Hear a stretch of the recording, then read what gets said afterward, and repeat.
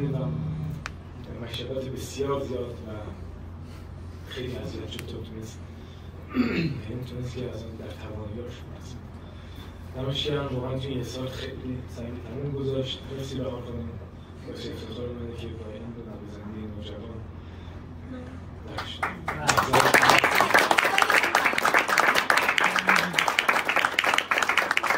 واقعا کار سخته ها، توی یه سال بیس و این لول برسون واقعا کار سخته. اونم برای انگشتای ظریف خانم‌ها که این سیم‌های بین ضخیمی رو پاتاش کنه و نوک انگشته واقعا در و داغون میشه. حالا چه بماند که بخواد روزانه 7-8 ساعت تمرین داشته باشه. درامرمون آقای ایلیا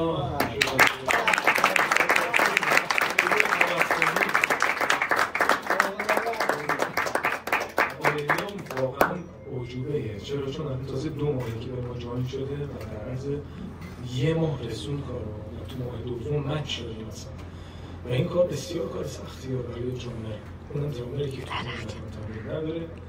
تازه الان مردم تمرین شده. پسر یه همچین پدریه. باید یه پدر قوی باشه.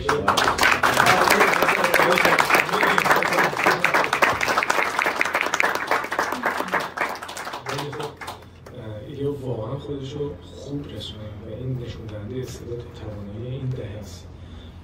من اولین بارمه که توی این رنج سنی دارم توی بندی کار میکنم که تفاوت سنی خیلی زیادی دارم.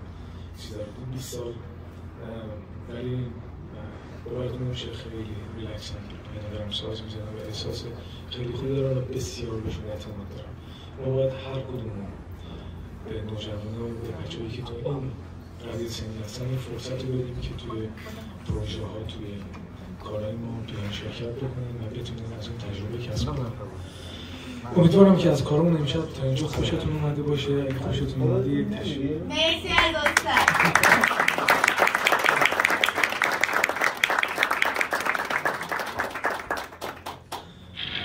خب آهنگ بعدیمون آهنگ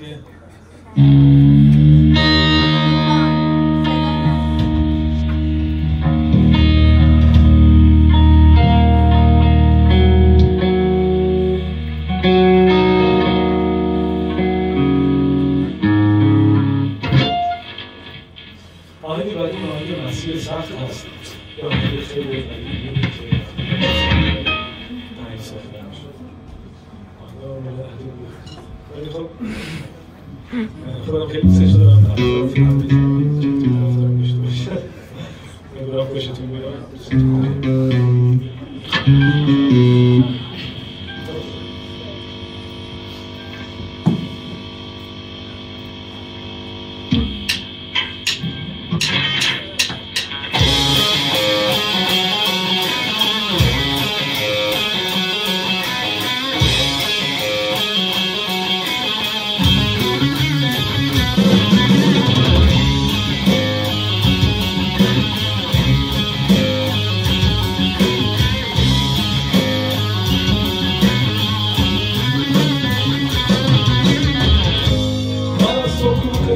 هرگز نمی‌ترسم